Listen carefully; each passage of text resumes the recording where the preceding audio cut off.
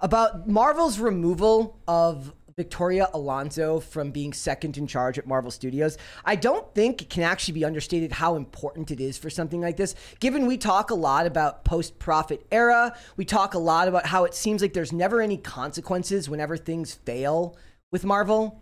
Does that make sense? Like we talk about how every time they make a movie and something comes out, nothing really matters because the directors who make movies that nobody buys end up doing bigger projects that nobody cares about. But Victoria Alonso's been there since 2006 in charge of visual effects, worked her way up to number 2 and was a producer on all of the early Marvel movies. We're talking from the beginning, from Iron Man days all the way up through the Avengers. But she's also known as being one of the hardest ones to work with because she was in charge of visual effects. And as we know, Marvel has been a disaster zone as far as working with visual effects houses and studios. So what do? You are hard to work with. You're making movies that people are having a hard time connecting with now. And she also, I do want to point out, she is the one who said that the term X-Men is outdated and we need to... Because it has the word men. Because it has the term obviously. men in it. So wait, so why is she getting... I mean, there wasn't an official reason given for her departure, but Ant-Man and the Wasp: Quantumania just bombed at the box office. It made $463 million on a budget of $200 million plus $100 million I assume in that's marketing. a man's fault, though. You know, Yes. she's a lady. She probably couldn't have Yes. done wrong. Okay, so is her departure being framed as like her resignation or a forced resignation? They're not saying either. I've seen some people saying that it was her fault, and then other people saying that she's just she has to fall on the sword because there's no way Kevin Feige's taking the blame for it. I see. Yeah. Well, I mean, I guess it's better that she leave. Yeah. Anyway, she seems insane. Well, why do you say that? I mean, she just seems like one of those people behind Marvel that is like making all of their content way more like woke. She and was a very politicized. big proponent of diversity, equity, and inclusion. A very big part of that because she herself is gay. And it's so not that was just big a part of it. Borg, you know, like it's run by people with names and opinions. There was this thing from Discussing Film that says Victoria Alonso was reportedly singularly responsible for the toxic work environment for the visual effects department.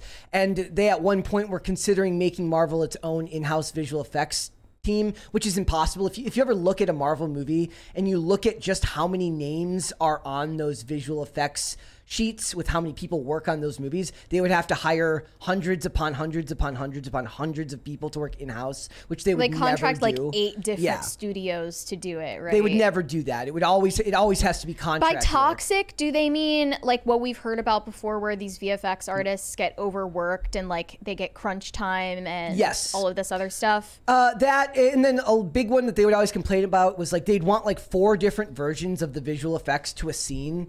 And then to give them 4 different visual effects looks to choose from. And then even with those 4 would ask for more at the last minute. So that's kind of like worse than what James Cameron is asking for. Yeah, he just wants one version of all of it. It makes me think more of like video game crunch time when they're in the lead up to like a AAA title release and stuff like that. And you know, in the world of corporate politics, the head guy's never going to take the fall for something like this. The number 2 is always going to take the fall for something like this. But it also means that they've put the Disney Plus shows on hold. Loki season 2 has been pushed back. All Marvel properties that are Disney Plus related have been put on indefinite hold. And that screams of disorganization. That seems a lot more like DC than it does Marvel. Marvel, for all its faults, usually seems to have way more of a plan. Can I just take this does. as like the end of this insanity where we add 27 films to the same universe? Wouldn't that be nice? Maybe it's disorganization, but also maybe it's a lack of enthusiasm. I don't think it's fatigue. I think the movies are just bad. I think it's both. I don't think it's fatigue. I think there wouldn't be fatigue if the movies were good. Exactly. Well, that's what I'm saying. So the movies are bad. It's not superhero fatigue. It's bad superhero movie fatigue. Literally all superhero movies today are bad. I'll say it. I don't know if I agree with that. I don't know if I agree with that. Well, every superhero movie I saw last year didn't like it. I liked Samaritan, and that wasn't even a good. That was just a fun movie. Nobody watched Samaritan. I liked Black Adam too. It's I like superhero movie. The movie. Black Adam was not good. And I didn't like the joke Batman. movie. I was like the one person who didn't like the Batman. So a lot of people like the Batman. I didn't, but most people did. Yeah, because it's the furthest away you can get from one of the multiverse type of movies. Like it's the furthest you can get from a traditional superhero. Yeah, but I movie. want that. Like that's why it was more successful. So you're saying the thing that doesn't follow the model was the best of the options. At least most well-liked. The most well-liked. So the thing that didn't seem like like the rest of the products that they put out was popular. I feel like that's an indication. Really that it's makes time. you think. I feel like the that's an first indication. 3 Spider-Men. The first 3, what happened after that? I don't know. So I also don't know if this will put a wrench in the plan for representation. I think that that's too baked into the corporate business model for Disney to have that affect them. I don't think one executive leaving just because they were a champion of diversity programs is going to make it less. Like some people are saying, like maybe now they'll focus less on identity politics. I don't think that's possible. No, at this they'll point. just double down. They'll find someone who's even more diverse. I'm writing this long profile of this woman who is a feminist but is accused of being an anti-feminist, and she's a college professor, and at one point, you know, she said something students didn't like. Students were like, we got to get rid of her and replace her with someone, a queer person of color, because she's a white lesbian. Yes. And so they're like, not enough. And she says the wrong thing, so she's out. Like, I feel like this is the kind of thing that Disney will do. They'll just double down on all of these hires. The sad thing is, if this person was actually good at her job, then I think they would have fought to keep her. Yeah. So something is wrong there. 17 years at one company. Like 17 years at one company, one flop doesn't seem like that's enough to... That makes me wonder if it's her choice. Like, I would like to know where she's going next. She will, and she will likely. She could. I mean, that's not an unreasonable thing to think. James Gunn went there and took an executive position at DC. He wasn't even a DC executive. He wasn't even a Marvel executive. He was a Marvel creative. So that's actually not an unreasonable to think of. Or she could end up going and working for Hasbro or for any of these other companies that are also producing superhero or comic book content outside of Marvel and DC. Like Transformers has got a new movie's coming out soon now too. Or what if she just leaves it all behind and runs for office? She could Maybe do that. That's what she's doing. Like, we think she's that was what Bob Iger wanted because to do. they've lost money on her projects, and she's like, no, this is. She's like, I can help this country lose money. She's like, this country loses money all the time, anyways. I'm perfect for this. I know job. a lot about American politics. I worked on Ant-Man. That reminds me, one guest that we need on this show is Steve Bannon, because he used to actually be a film financier. Yeah, and he knows a lot about Hollywood. So did what's his name? Rogan O'Hanley. Yeah, he was a film. He worked in Hollywood. Well, he was a music attorney. Like, he worked in like legal rights for that, which I think would be good, because how often do I go like, we need to ask a lawyer this I know, question? right? Like, there's like so someone many who does things. entertainment contract law like Rogan would be great. I would love. Know who I'd love to have on here? I would like to have on here a realtor who sells to famous people, because we keep seeing the stuff about how Jennifer Lopez keeps backing out of these houses they're going to buy.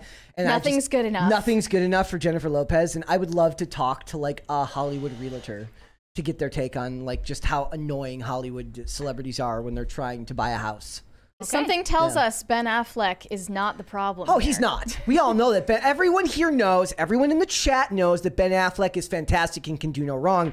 Dane. Okay, I don't know if I went that far. Dane is just the wrong one. I don't know if I went that far. I just think that no mansion can be grand enough for Miss Lowe. Yeah. Well, you know, she's got to have a different room for each of her past wedding rings. And, you know, when you've got 6, one room for her Peloton. And she's got like she's got to have a wing of the house for the Peloton. A Peloton wing for the and then they need a food court. Yeah.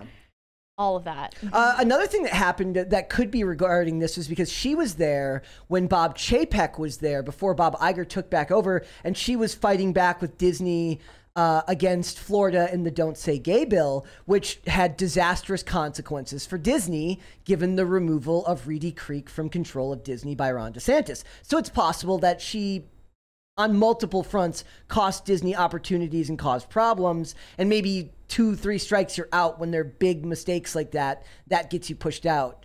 But she'd been with Marvel, they said, from the time when they were in they were operating above a Mercedes dealership or a Lexus dealership. The company was so small back then, and she was a producer on movies that go all the way back to 2008. Ask her to come on the show. Explain what's going on. She's got nothing to do. She's not working anymore. We need the inside story. Something tells me she would say no. I don't know why that is, but I get the feeling she wouldn't want to. You miss 100% of the shots you don't take. That's so Alec true. Baldwin told me that. Alec Baldwin told me that. So I'm just saying, this is your opportunity. Thanks for watching. Listen to full episodes of Pop Culture Crisis on Spotify. Keep up with us on social media and make sure you subscribe and ring that bell so you never miss the show. Bye, guys.